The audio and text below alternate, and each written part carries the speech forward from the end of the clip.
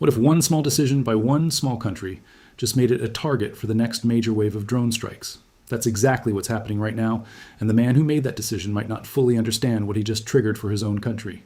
Before we dive in, hit that like button so more people see this breakdown, subscribe if you want to stay ahead of every major shift in this war, and share this with someone who thinks Belarus is just a quiet bystander sitting on the sidelines. It isn't anymore, and the evidence pointing to that shift is impossible to ignore once you look closely at it. Belarus has just crossed a line it was explicitly warned not to cross. After reaching an understanding with Ukraine only weeks earlier, one that seemed to suggest a step back from direct involvement, Belarus has now stepped directly back into Russia's long-range drone campaign, providing ground infrastructure that guides Shahed drones toward Ukrainian targets in real time. This isn't a minor technical detail buried somewhere in a military report that only analysts care about.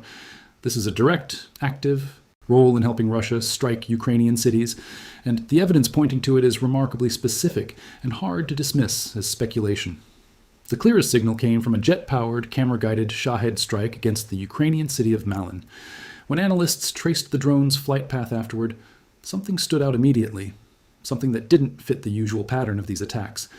The drone hugged the Belarusian-Ukrainian border closely, adjusting its course carefully as it moved before turning onto a highway, heading toward Korostin and then following a railway line straight toward its final target. This wasn't a straight line drawn on a map and left to fly itself from launch to impact. This was a path that bent and adjusted along the way, the kind of precise, responsive navigation you only get from a human operator, actively steering the weapon in real time, not from a machine simply following a fixed set of coordinates programmed in before launch. Here's why that detail matters so much to the entire picture. The target sat roughly 260 kilometers from the Russian border, a significant distance for any kind of direct radio control. At that range, maintaining a stable, uninterrupted radio link from inside Russia simply isn't technically possible with the kind of equipment involved in these operations. And there's another important piece of the puzzle. No Russian airborne relay drones were spotted operating anywhere near that flight path on the night of the strike. So if Russian operators weren't controlling this drone from deep inside Russian territory, and there was no aircraft in the sky relaying the signal along the way, there's really only one explanation left standing once you rule everything else out. Ground-based relay stations, positioned somewhere inside Belarus itself, quietly extending the reach of Russian operators far beyond what would otherwise be possible. Think of these relay stations a bit like cell towers extending a phone signal into an area it couldn't otherwise reach on its own. Without them, a drone like this one becomes limited to a predetermined route, locked into whatever coordinates were entered before launch, with no meaningful ability to adapt once it's already in the air and committed to its path. That makes it predictable, and predictable drones are far easier for air defense systems to track, intercept, and shoot down before they ever reach their target. But with these relay stations active and functioning, operators sitting somewhere safe and far from the front line can watch the drone's live camera feed, adjust its course on the fly to dodge Ukrainian air defense systems, maneuver around interceptor drones in what has essentially become a new and unsettling form of aerial dogfighting, and correct its final approach right up until the very moment of impact. In other words, these relay stations don't just support the drone in some minor technical way. They transform it entirely, turning it from a blunt, predictable weapon into a precision-guided one capable of adapting mid-flight. And that transformation is happening with direct, active help from Belarusian territory, not from some ambiguous gray zone open to interpretation. This isn't a case where Belarus can plausibly claim ignorance or accidental involvement either, and that's an important distinction. Ukrainian President Volodymyr Zelensky had already delivered an unambiguous, direct warning to Belarusian President Alexander Lukashenko weeks before this particular strike occurred. The message was clear and left little room for misinterpretation. Dismantle any infrastructure supporting Russian drone guidance operations located on Belarusian soil, or Ukraine will destroy that infrastructure itself, regardless of where it sits. Ukrainian officials went even further than that general warning, stating publicly that approximately 500 military-related targets inside Belarus had already been identified, mapped, and cataloged, sitting ready to be struck if Belarus continued assisting Russian operations in any meaningful way. That's not vague diplomatic language designed to sound tough without any real substance behind it. That's a specific, numbered list of targets, already prepared, waiting only for a decision to act on it. And here's where the story gets more complicated and, honestly, far more revealing about the real pressures Lukashenko is actually operating under behind closed doors. Faced with that direct warning, Lukashenko initially backed down from the confrontation entirely. He turned the relay stations off. For a brief window of time, it genuinely looked like Belarus had chosen self-preservation over continued loyalty to Moscow. stepping back from a fight that was never truly its own to begin with, one that offered Belarus real risk without any comparable reward. But that decision didn't last long at all. Reporting indicates Lukashenko was pressured directly by Russia to reverse course and turn the relays back on, and he did exactly that, apparently without much resistance in the end. Whatever leverage Moscow holds over Minsk, whether it's economic dependency built up over decades, energy supply arrangements Belarus can't easily replace, political debt accumulated through years of Russian support keeping his government stable, or simply the long-established pattern of being treated as a junior partner in this relationship, it was apparently strong enough to override a direct, specific warning from Kiev that came with real, tangible consequences attached to it. This detail matters far more than it might seem at first glance, and it deserves real attention. It tells you that Lukashenko isn't necessarily making this decision because he genuinely wants a bigger role in this war or believes it serves Belarus's own interests. He's making it because he may not feel like he actually has a real choice in the matter at all. And that puts Belarus in an incredibly precarious position, caught squarely between a neighbor that has repeatedly demonstrated it will follow through on its threats when provoked, and a patron that has shown again and again throughout this entire war that it treats Belarus as expendable whenever doing so proves convenient for Moscow's own broader strategy. Because here's the thing worth understanding clearly about dismissing Ukrainian threats as empty posturing meant only to sound tough. Ukraine has already proven, on multiple separate occasions, that it doesn't make threats it isn't fully prepared to back up with real action. In recent months, Ukrainian forces have launched massive long-range drone raids involving as many as 1,000 drones in a single night. Not against one isolated city or facility, but against multiple targets simultaneously, striking Moscow, Crimea, and other distant regions all at once, overwhelming dense, layered Russian air defense systems in the process across an enormous stretch of territory. If Ukraine can saturate Russian defenses at that scale, against a country with vastly more resources, a far larger population, and a much more developed, longer established air defense network, the question isn't really whether Ukraine could do something comparable to Belarus if it chose to. The real question is whether Belarus could actually survive an attack of that scale and intensity. And that's precisely where things start looking genuinely alarming for Minsk, once you examine the numbers closely. Belarus has nothing remotely comparable to Russia's multi-layered, deeply resourced air defense system, not in scale and not in depth. Its inventory includes a smaller number of aging S-300 systems, a limited handful of S-400 batteries, and a modest mix of Buk, Tor, and Pantsir systems, along with an aging fleet of fighter aircraft that would likely struggle badly against modern drone swarm tactics of the kind Ukraine has increasingly perfected over the past year. Compare that modest inventor Y to what Russia has already been forced to deploy just to slow down and partially blunt Ukrainian strikes, and the gap in capability becomes obvious almost immediately. Belarus simply doesn't have the depth, the redundancy, or the sheer volume of interceptor capacity needed to absorb a genuinely large-scale saturation attack if Ukraine ever decided to launch one. Making matters considerably worse for Belarus, geography isn't on its side either, and this is a factor that's easy to overlook. Its close proximity to northern Ukraine dramatically compresses reaction times for any incoming threat launched from Ukrainian territory. When a drone launches from relatively close range and travels at low altitude, hugging terrain to avoid radar detection, defenders have only minutes and sometimes just seconds to detect it, correctly identify it as hostile, and attempt a successful intercept before it reaches whatever target it's been sent toward. That narrow window makes successful interception significantly harder under the best of circumstances, and it means that if Ukraine ultimately decides to follow through on its warning, Belarusian air defense crews would be working against a clock that barely gives them enough time to react at all, let alone respond effectively. So why exactly would Russia push Lukashenko into a position carrying this much risk for comparatively modest benefit?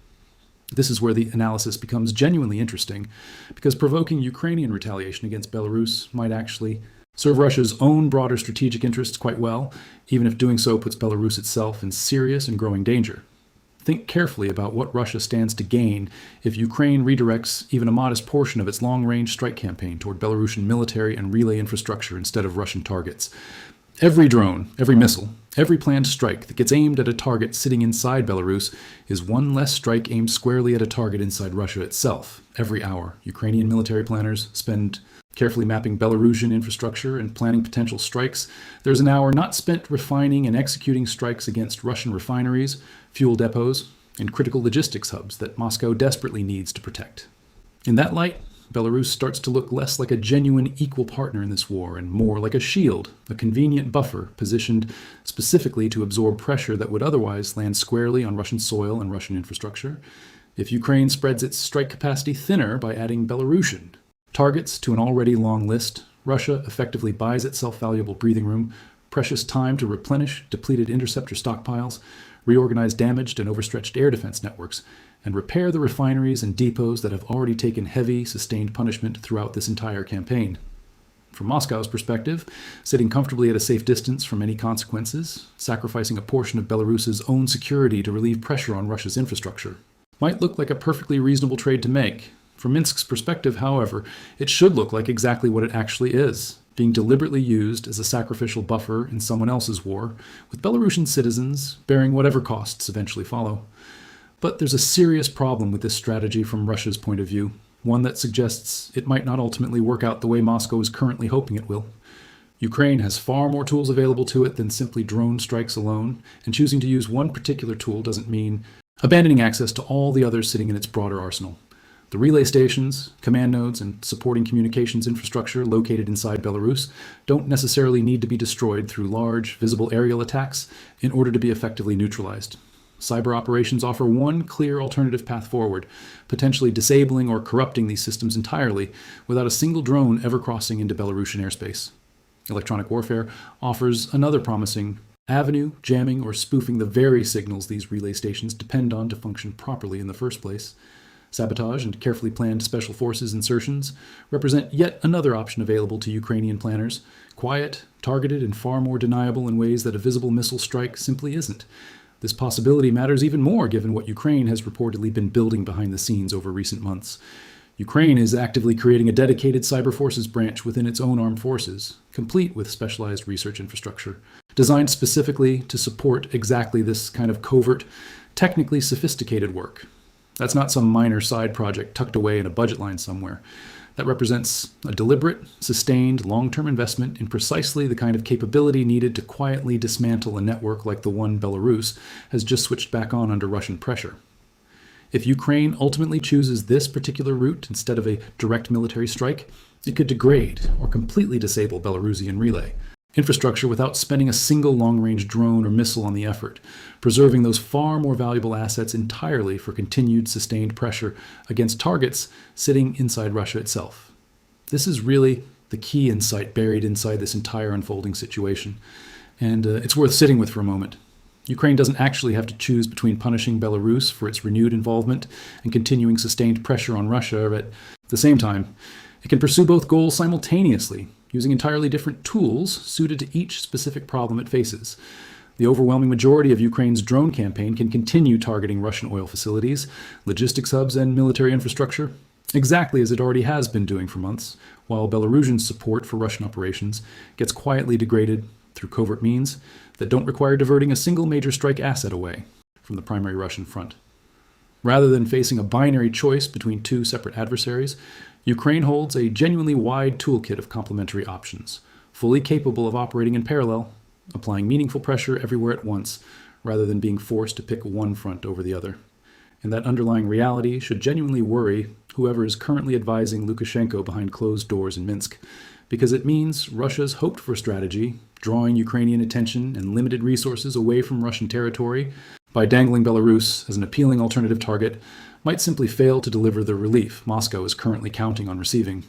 Ukraine appears fully prepared for exactly this kind of scenario already. The public announcement that roughly 500 priority targets have already been identified and carefully selected inside Belarus isn't just a warning shot fired purely for dramatic public effect, meant only to sound impressive in headlines.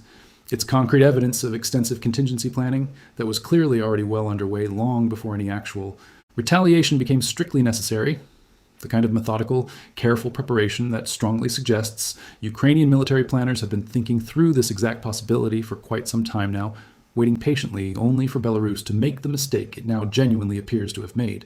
We're now past the halfway mark of this story, and what comes next matters just as much as everything we've already covered so far together. If you want to understand exactly what could happen next inside Belarus, and why this particular decision could end up reshaping the entire northern front of this ongoing war, Stay with me here, because the implications reach far beyond just a handful of drone relay stations sitting quietly in some field. Let's step back for a moment and really think carefully about what Lukashenko has actually done here, and what it means in the broader context of his years-long balancing act. This isn't his first genuinely difficult decision throughout this entire war, not by any measure.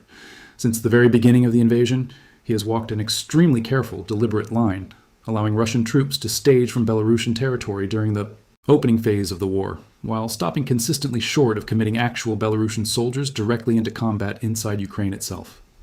That particular distinction has mattered enormously throughout this conflict, both practically on the ground and symbolically on the world stage. It allowed Lukashenko to support Russia's broader war effort logistically, while carefully avoiding the kind of direct, unmistakable military involvement that would have made Belarus an undeniable combatant nation in the eyes of both Ukraine and the wider international community watching closely. Reactivating these drone relay stations now threatens to erase that carefully maintained distinction almost entirely, and that shift shouldn't be underestimated. This isn't passive support anymore, simply allowing foreign troops to pass through on their way towards somewhere else entirely. This represents active, ongoing, real-time participation in guiding lethal weapons toward Ukrainian cities as they fly, adjusting their flight paths mid-course, helping them dodge Ukrainian defenses along the way, and steering them precisely onto their final targets. That's a fundamentally different category of involvement altogether compared to what came before, and Ukraine has every reasonable justification to treat it as such going forward. Consider carefully the position this decision puts Lukashenko in domestically as well, within his own country. Belarus has spent years actively trying to avoid becoming a direct, acknowledged party to this war, understanding quite correctly that its own national security, its already fragile economy, and its own civilian population have far more to genuinely lose than to gain from any deeper involvement in this conflict.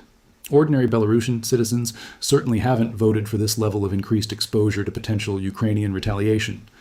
Yet here they are regardless, with military infrastructure sitting inside their own country, now placed on a target list that Ukraine has publicly acknowledged maintaining and updating, all stemming from a decision made largely under sustained pressure from a neighboring power that has consistently shown remarkably little genuine concern for Belarusian interests whenever those interests happen to conflict with Russian strategic priorities. That underlying dynamic reveals something genuinely important about the actual relationship between Minsk and Moscow, something that sits well beneath all the usual diplomatic language about brotherhood, shared history, and lasting alliance. When push finally came to shove, when a real tangible cost was suddenly sitting directly on the table, Lukashenko's own initial instinct was to turn the relay stations off entirely, stepping back deliberately from the mounting risk. It ultimately took direct, sustained Russian pressure to force a reversal of that original decision. That specific sequence of events tells you plainly and clearly where the real decision-making power actually sits within this supposedly equal relationship, and it clearly isn't sitting in Minsk. There's also a broader signal embedded here that's genuinely worth paying close attention to, one that extends well beyond the specific situation involving Belarus alone. Russia's demonstrated willingness to push a smaller, considerably weaker partner into a position of serious, escalating risk purely to relieve mounting pressure on itself says something quietly revealing about how strained Russia's own defensive capacity has actually become behind the scenes. A country that remained genuinely confident in its ability to defend its own territory and critical infrastructure wouldn't need to redirect enemy attention elsewhere in the first place. It would simply defend what it already has, using its own considerable resources. The fact that Moscow appears increasingly willing to sacrifice Belarusian security specifically to buy itself some additional breathing room strongly suggests that Russian air defense capacity and infrastructure repair capabilities are currently under far more strain than official government statements have ever openly acknowledged to the public. And this raises a genuinely uncomfortable question worth sitting with carefully for a moment longer. If Russia is already willing to expose Belarus to this level of serious risk simply to ease pressure on its own refineries and fuel depots, what exactly does that suggest about how Russia would likely treat Belarus in a genuinely desperate scenario down the road? One where the stakes involved are considerably higher than just a handful of relay stations tucked away somewhere? Alliances built primarily on convenience rather than genuine shared interest tend to reveal their true underlying nature exactly when pressure increases significantly. And what we're currently watching unfold looks very much like an early preview of that exact dynamic playing out in real time right in front of us. Meanwhile, on the Ukrainian side of this equation, there's a notable strategic patience worth highlighting here that's genuinely easy to overlook amid all the immediate surrounding drama. Ukraine didn't rush impulsively to strike Belarus the very moment relay activity was first detected and confirmed.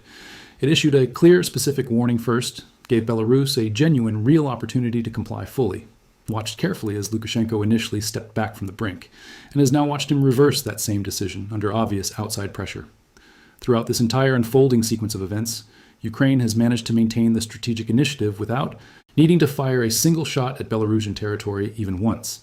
That represents a notable display of genuine strategic discipline, holding a fully credible threat carefully in reserve, rather than acting impulsively out of frustration or anger, while simultaneously continuing to build out the tools, cyber capabilities prominently among them, that would eventually let it respond with real precision rather than blunt, indiscriminate force, whenever it ultimately decides the moment to act has finally arrived.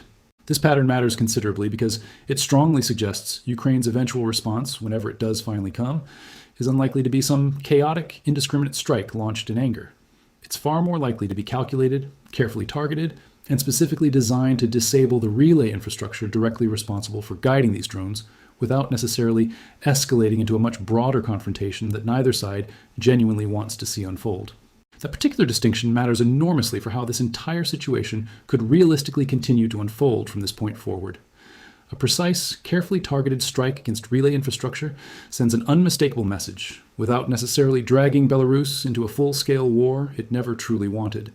A broader, considerably less targeted response could risk exactly that kind of dangerous escalation instead, something Ukraine has generally shown genuine, consistent care in trying to avoid throughout this entire conflict, understanding clearly that opening even a limited second active front carries serious risks all its own worth avoiding if possible. Still, precision in approach certainly doesn't mean the underlying threat itself isn't entirely real and serious.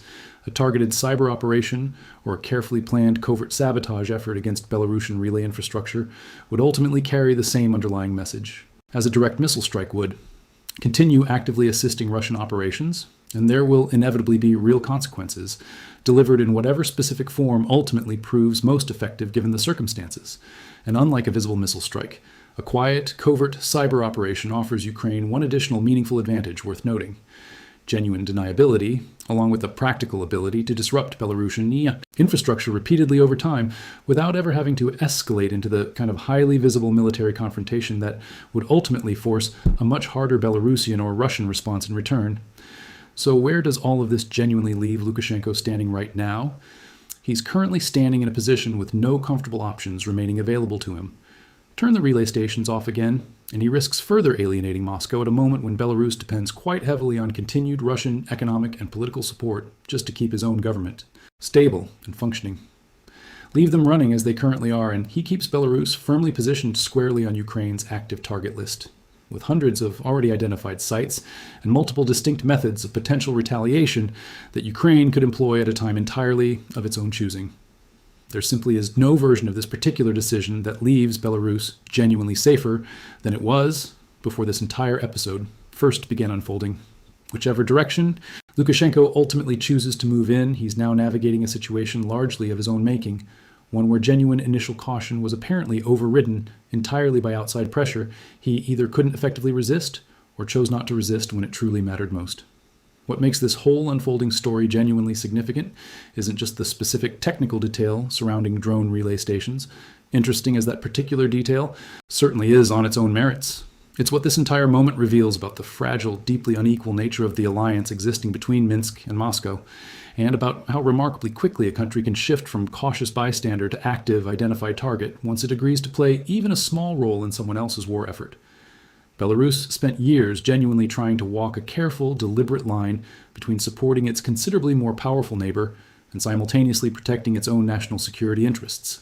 That careful line has now been crossed, not necessarily by Lukashenko's own free choice in the end, but seemingly by his apparent inability to effectively resist mounting pressure from Moscow at precisely the moment when it mattered most for his own country's future. And that's ultimately the real story worth remembering here as this situation continues to develop. This wasn't fundamentally a case of Belarus boldly choosing to escalate its own involvement in this war purely for its own independent strategic reasons. It was instead a case of a considerably smaller power being pushed back into a genuinely dangerous position by a much larger one, after having already tried, however briefly, to step meaningfully away from that very same risk. Ukraine warned Belarus quite clearly what continued involvement in this campaign would ultimately mean for its own security. That warning wasn't merely rhetorical posturing meant to sound impressive. It came with real, Specifics attached, a concrete number, an implied timeline, and a genuinely clear consequence spelled out plainly. Belarus crossed that line anyway in the end, not necessarily out of any real conviction of its own, but seemingly out of a sense of obligation to a partner that has shown time and again throughout this entire war that it treats smaller allies primarily as tools to be spent when convenient rather than partners genuinely worth protecting when it actually matters. Whatever comes next in this unfolding story, whether Ukraine ultimately responds through drones, cyber operations, sabotage, or some carefully coordinated combination of all three delivered entirely on its own preferred timeline, one thing has now become genuinely clear beyond any real dispute. Belarus knowingly deepened its active involvement in Russia's ongoing drone campaign after already being explicitly warned of the likely consequences. And there is remarkably little reason to believe Kyiv currently intends to let that particular decision go unanswered for long. Lukashenko didn't stumble into this precarious position purely by accident or oversight. He was pushed into it deliberately, hesitated meaningfully when given the chance, and then walked right back into it anyway under continued pressure. And in a war where every single decision carries weight far beyond the immediate moment it's actually made, that particular kind of hesitation followed, swiftly by reversal, rarely ends without some real, lasting price eventually attached to it.